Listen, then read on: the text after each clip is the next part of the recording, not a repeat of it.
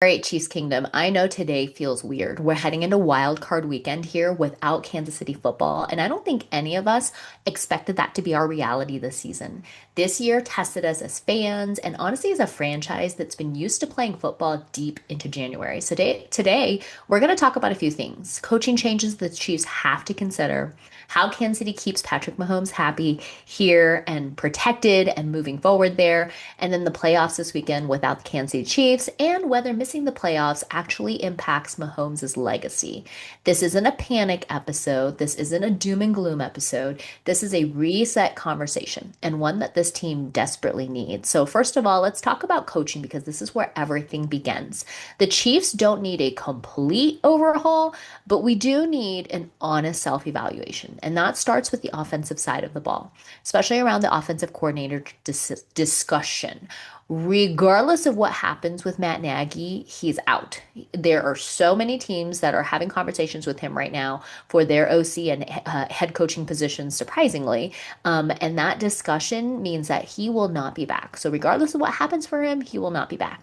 Our offense looks so stale this season. It wasn't creative, it wasn't explosive, and it was far too dependent on Patrick Mahomes doing something miraculous on third down when he couldn't trust his options he had when it came to 3rd and 7.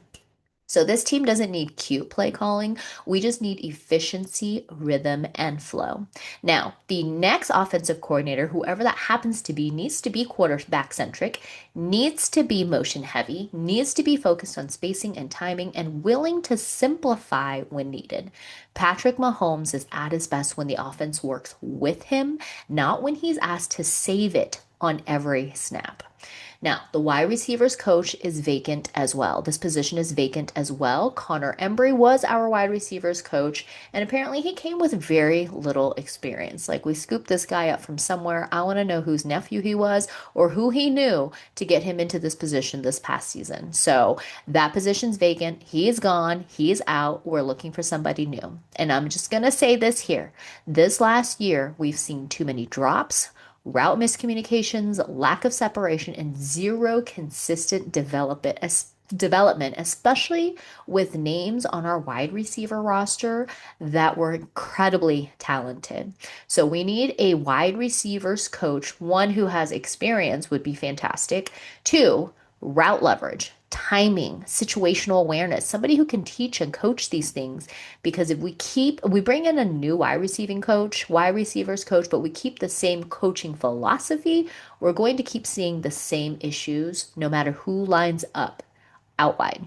Now, I know Patrick Mahomes is heavy into his recovery. There's been a lot of conversations about whether he'll be ready to go week 1 or not. And knowing Patrick, he likely will be. That's just the kind of person, that's just kind of player, athlete, and the dog mentality that he has about him. Plus, we've seen his body heal in crazy, rapid ways that is not natural, not human. So, this next part is going to be really interesting about the fact that Patrick Mahomes is the franchise. He protecting him is not optional. It is the job. He has been a part of this franchise and has made it what it is and what fans know it today. He has been the face of the NFL for so many years now. And what he actually needs, he doesn't need to be kept happy per se. He needs protection. He needs separation. He needs trust. And this season, he didn't consistently have any of those three things. So if I'm the Chiefs offense, I think that those draft priorities around what Patrick needs are pretty clear. So let's make sure that we take care of what he needs, what Patrick needs, and then we can go and explore into free agency and whatnot. So Mahomes doesn't need a superstar at every single position. He needs somebody that he can trust when he's in those 3rd and 7 positions and the game is on the line. So let's give him that. We're going to talk a lot of draft stuff too in the coming weeks because we'll have time. So we'll get back to that. Now, wild card weekend here, y'all. While it hurts that our Chiefs are not part of wild card weekend for the first time in a really long time, the playoffs are still here. And there are some really interesting storylines worth watching this weekend. So I don't have a dog in this race. Neither do some of y'all, I would imagine. So I'm just going to be able to watch and enjoy this weekend and next weekend. Yeah. And you get the drift. So, but on the AFC side, y'all, what really stands out this year is how wide open the conference feels without Kansas City in the mix.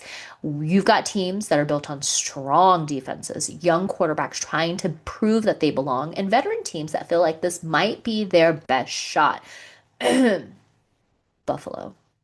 The AFC games this weekend feels less about star power and more about execution. Who protects the football?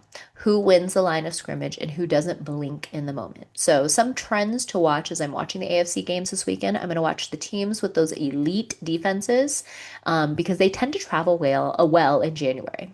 Also, watching the quarterbacks who are making their first playoff starts. Those quarterbacks, as exciting as this moment is for them, they often struggle early because this is a really big moment and it requires a lot of poise. It requires a lot of leadership and it's a lot. So, turnovers also will decide at least one game outright this weekend. So, these are all things to watch. And if history tells us anything, at least one AFC wildcard game team is about to get a reality check. And I'm sad. I'm ready to see who that's going to be. Now, on the NFC side, it feels much more top heavy. There are teams, a few teams that look like legitimate Super Bowl threats, and then a few teams that look like they're just happy to be there.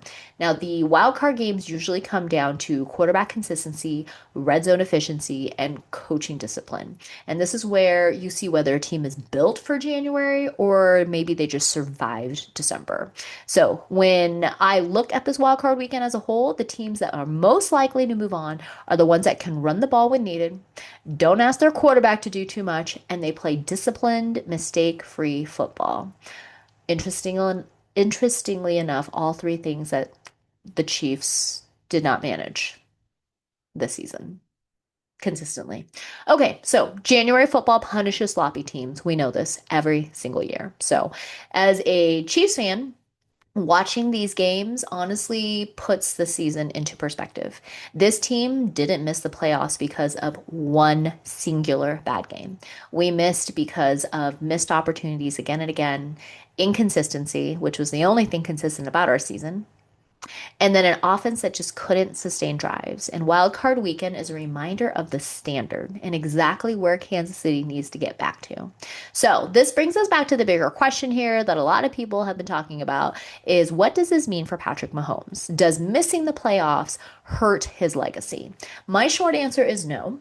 My long answer is absolutely not.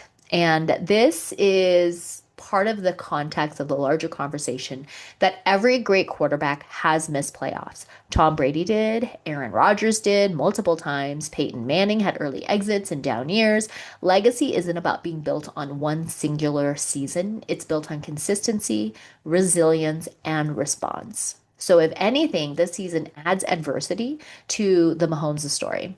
It forces the organization to adapt. We have to. And it could actually extend his career if Kansas City learns the right lessons. So, the only thing that could hurt his legacy long term is if the Chiefs don't adjust. And I don't think that we are, this organization is a team, as an organization, as a franchise, won't adjust for a franchise quarterback. So this year definitely humbled Chiefs Kingdom. And honestly, maybe we needed it. It didn't erase what we experienced. It didn't erase the rings that we've earned. It didn't erase Patrick Mahomes and what he has done.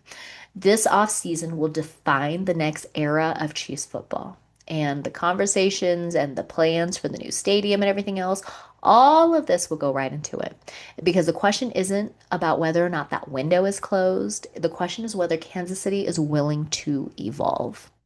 Because if they are, they'll be right back where they belong. And I know it and I believe it. So if you're still riding with Cheese Kingdom through the highs and the lows, make sure to like this video, subscribe, and drop your thoughts in the comments. I want to know, what do you think the Chiefs must fix first? And who are you excited to watch this weekend? So let me know those thoughts of yours in the comments. And as always, go Chiefs.